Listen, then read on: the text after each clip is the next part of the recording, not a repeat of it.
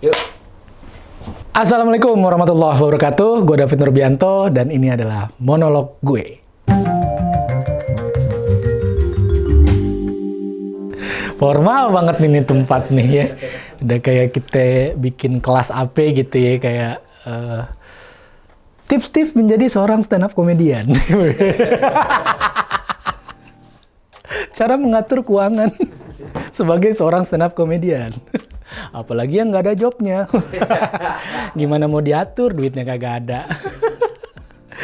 Oke, paling teman-teman yang lain udah banyak cerita soal kehidupan pribadinya. Bahkan ada yang cerita gimana perubahan hidup yang terjadi setelah menjadi seorang stand up comedian. Kalau gue mungkin memulai cerita dari kehidupan gue sebelum stand up. Jadi kehidupan gue sebelum stand up comedy itu apa ya, kehidupan grassroots biasa aja gitu. Yang grassroots biasa tuh ya tetangga lu deh yang di rumah-rumah gitu, yang sehari-hari kalau keluar paling ngojek, apa kerja sebagai pelayan toko gitu, atau kerja di restoran sama.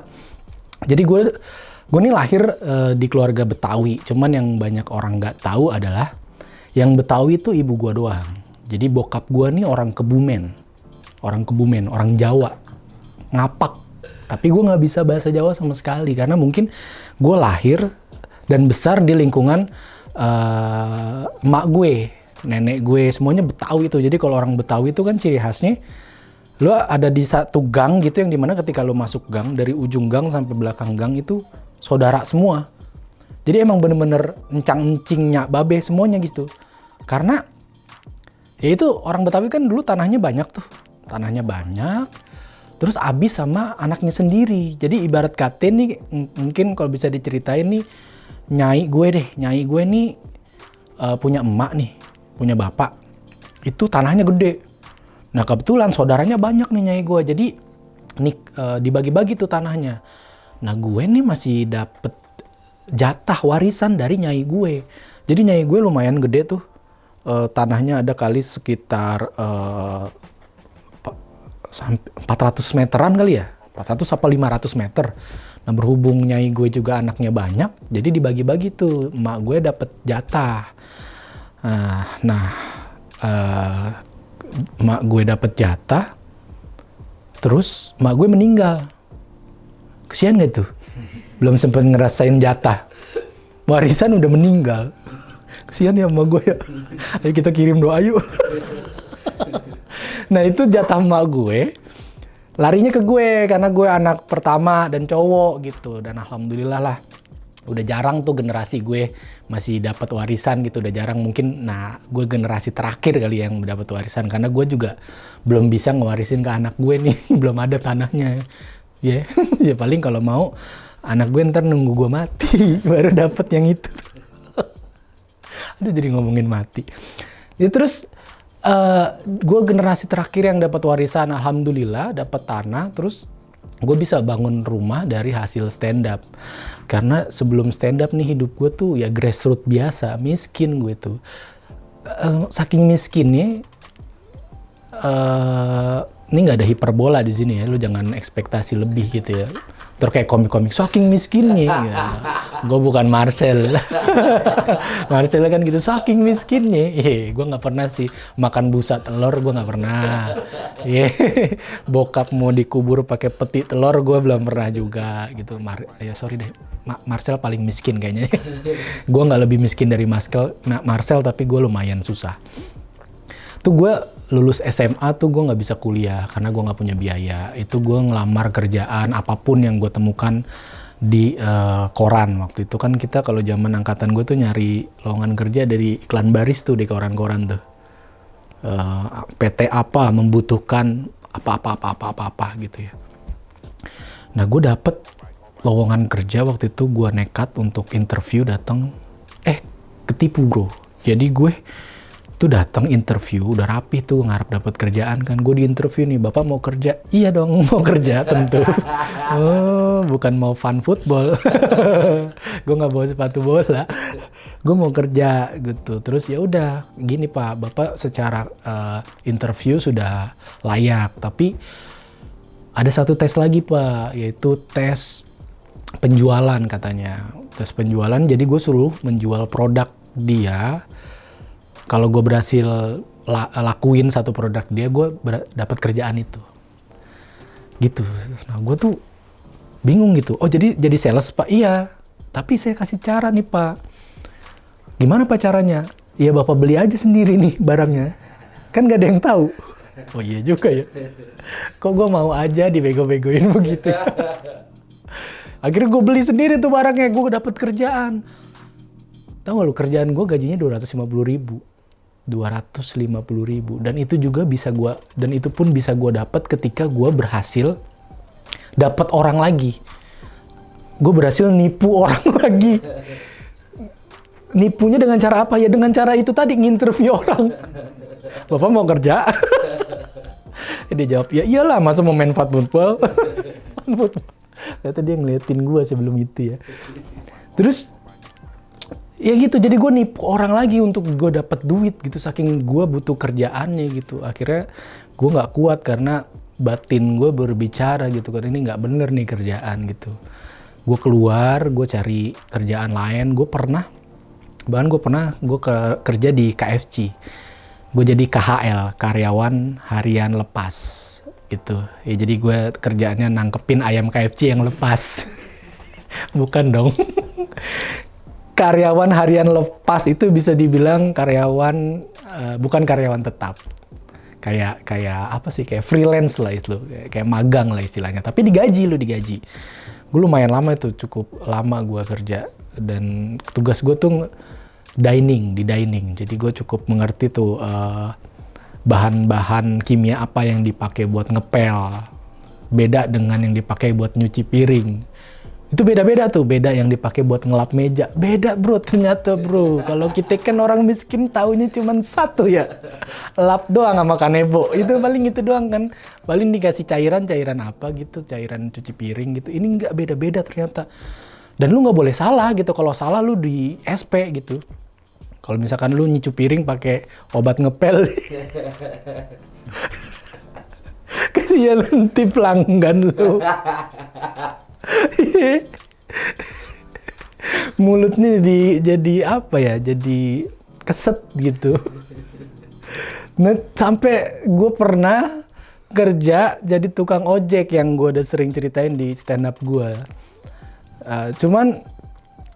Tadinya gue apa ya, kayak mempertanyakan hidup gue. Ya Allah, gue hidup gini amat ya. Ternyata gue baru sadar, ternyata kalau emang ini jalan hidup gue gitu, jadi seorang stand up comedian, ternyata kesusahan gue dulu tuh sebenarnya adalah cara Allah ngasih gue materi.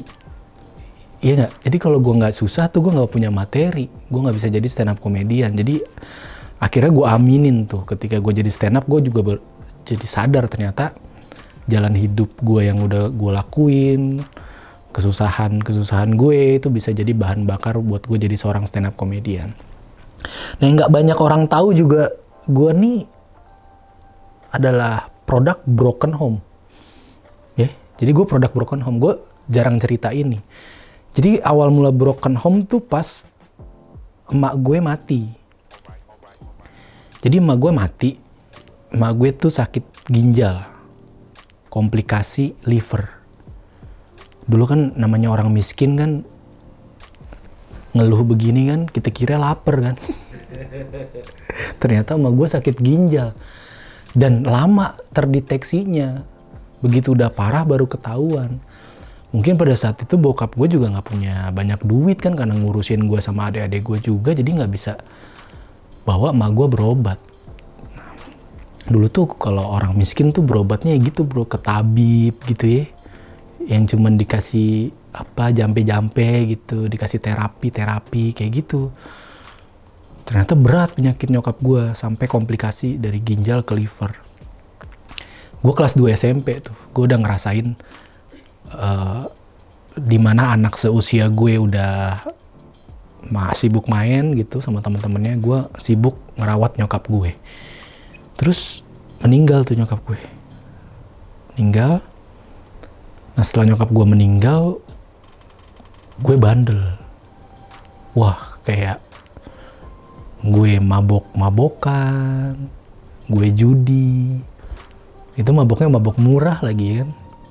Mabok murah tuh, mabok yang sambil ngerjain bapak-bapak mabok main judi gitu ya. Kalau bapak-bapak mabok kan main judi kita kerjain gampang tuh ya. Yang kalau dia udah terus kartunya kita tuker. Iya kan? Ya kan?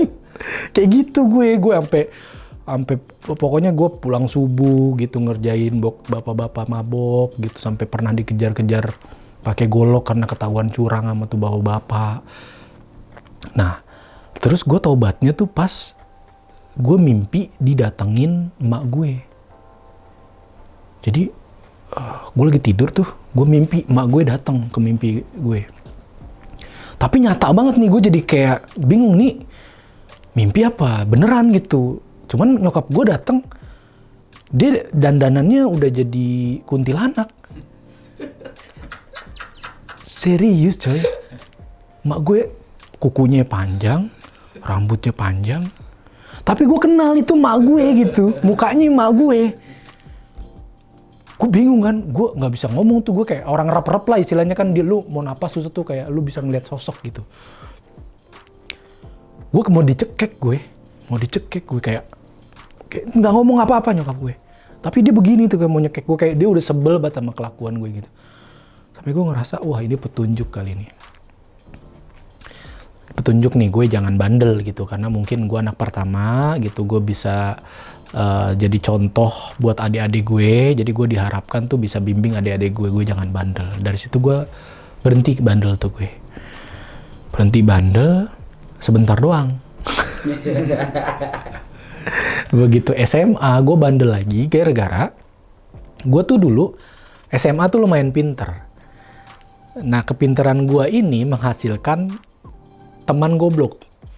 Biasanya kan gitu kan, orang pinter tuh biasanya ditemeninnya sama yang goblok-goblok tuh supaya dia ketularan pinter. Nah yang goblok-goblok ini biasanya orang kaya. Orang kaya tuh yang ke sekolahan udah bawa mobil. Nah gue persis, gue punya temen kayak gitu tuh. Sampai-sampai gue dipercaya sama orang tuanya buat ngebimbing dia. Jadi bahaya banget, sekolah gue diongkosin sama emaknya dia. Dibayarin masuk Nurul Fikri, tau gak lu? Allah, Nurul Fikri. Yang kalau buat gue mah boro-boro gue bisa bayar gitu ya kan, Nurul Fikri. Itu gue dibayarin Nurul Fikri tuh sama emaknya dia tuh, untuk supaya ini anak supaya kebawa bener gitu, ketularan benernya. Nah emang dasar guanya juga mantan pernah bandel juga gitu, ketemu orang bandel, akhirnya gue yang kebawa bandel. Wah gue SMA gue udah ngerasain clubbing. Sentro dulu namanya, ada di daerah Dharma Wangsa. Kalau lu anak Jakarta pasti tahu tuh. Gue clubbing waktu itu, gue inget banget tuh gue pulang tahlilan. Masih pakai baju koko, udah dijemput sama temen gue. Ayo berangkat, gue nggak sempet ganti baju gue. Gue ke Sentro pakai baju koko. Aduh, bener-bener lah tuh. Gue ngerasain nongkrong di Asia Afrika asap dulu, nah anak dulu Jakarta bilangnya, yang di situ rame sama anak nongkrong, istilahnya basian lah, orang pulang clubbing basiannya ke situ makan-makan, bahkan ada yang balapan mobil. Gue ngerasain juga tuh jadi joki di usia yang masih belia gitu, masih SMA, jadi joki balap pernah. Nah terus gue kenal temen gue tuh jadi bandel tuh, gue pernah mabok di atas genteng. Saking maboknya sampai nggak bisa turun. Nih, keliengan turunnya gimana? Tidur di atas genteng sampai sadar baru bisa turun. Wah parah dah, pokoknya gue parah dulu. Terus seperjalanan gue udah mulai lulus SMA, gue kerja, tuh gue udah mulai kebuka mata gue kalau bahwasanya hidup tuh memang apa ya istilahnya itu harus berjuang gitu. Gue udah ngerasain susahnya nyari duit gimana, akhirnya gue tersadar, oh ya nyari duit tuh susah, jadi ngabisinnya tuh harus hati-hati gitu. Nah gue udah mulai bener tuh lurus, Nah dari situ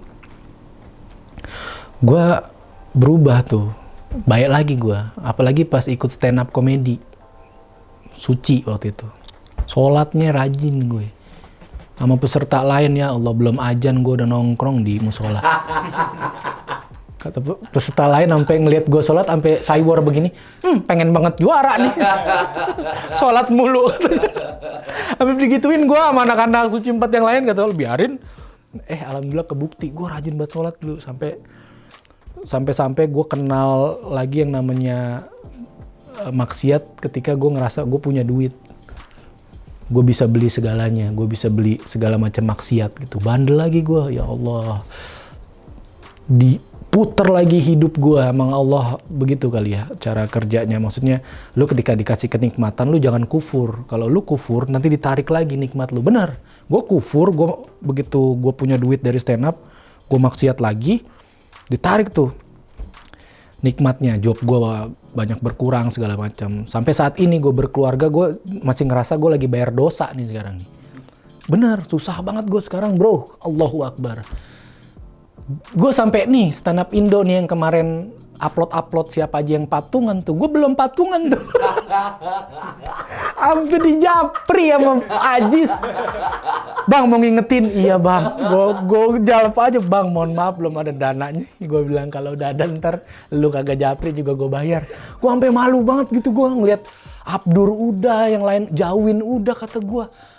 Lah ini bagaimana gue belum bisa patungan. Aduh, bener-bener emang kehidupan seorang bapak apalagi gitu ya. Ya jadi kan gue dilematis gitu, maksudnya gue mau bilang gue mentingin urusan keluarga, tapi stand up Indo juga keluarga gitu kan. Jadi kayak gimana gitu. Ini duluan mana nih? Padahal patungannya cuma diminta 2 juta, tapi belum bisa bayar gue. Gue mentingin pampers anak gue dulu dah. Iya. Bener dah, pampers anak gue, terus kebutuhan skincare bini gue, yang deket-deket dulu dah. Ya, kalau stand up Indo kantornya deket rumah mungkin bisa gue duluin. Ini kan lumayan jauh, jadi ntar dulu biar kata keluarga jauh. Itu tuh yang gue duluin tuh. Jadi ya sekarang mah hidup gue sekarang udah let it flow, gue kembali lagi meniti karir, membangun lagi dari nol pasar stand up komedi gue sampai gue rebranding jadi dari David Betawi ke David yang ayah sekarang, ayah ikhlas nih. Gue pengen bikin special show ayah ikhlas nanti bulan April tanggal 3 di Hotel Cosmo Amarosa. Jadi buat temen-temen yang pengen lihat transformasi gue dari David komedian Betawi yang materinya rata-rata ngebahas keresahan soal Jakarta dan sekitarnya gitu. Sekarang rebranding jadi David yang keresahan materi stand up-nya adalah soal gimana jadi kepala keluarga, gimana punya tanggung jawab istri dan anak, gimana bisa menafkahi keluarga di masa pandemi kayak gini yang gue sebagai full time stand up comedian tuh ngerasa kehilangan banyak pekerjaan gara-gara pandemi. Nah itu bakal gue bahas semua di show gue di tanggal 3 April, judulnya Ayah Ikhlas. Jadi buat temen-temen yang pengen tahu gimana rasanya jadi bapak-bapak kepala keluarga yang ekonominya terhantam pandemi, di situ gue bakal cerita banyak. Mudah-mudahan lo bisa dapat rezeki, punya kesempatan buat nonton. Gue tunggu lo di Hotel Amarosa. Untuk beli tiketnya, caranya lewat loket.com. Itu tiket offline itu terbatas, cuma 85 tiket. Offline-nya itu sebanyak-banyaknya via comikakomedi.club, via streaming ya, live streaming. Jadi silakan nanti mungkin bisa di-insert posternya di sini nih. Teng. Nah. Ya di situ dah gue tungguin lu semua dah. Karena tujuan gue buat itu ya buat nyari duit, apalagi sih? Ya, stand up komedian, stand up dikira passion, nyari duit. Udah, itu aja dah, gue pengen nyari duit, pengen bertahan hidup dari karya. Semoga itu bisa menginspirasi teman-teman semua kalau bisa hidup dari karya itu sangat menyenangkan. Ya, buat teman-teman stand up Indo mudah-mudahan semangat terus berkarya. Dah itu aja dari gue. Mudah-mudahan cerita gue cukup menghibur sih enggak, tapi kayaknya lu cukup pengen beli tiket gue karena kasihan juga nggak apa-apa, nggak apa-apa gue mah, yang penting kan kebeli kan, biar kata kasihan beli nggak apa-apa gue mah, duitnya sama kok yang nyampe ke gue. Mau yang kasihan sama yang beneran nonton sama harganya. Terima kasih udah dengerin, itu dia monolog gue.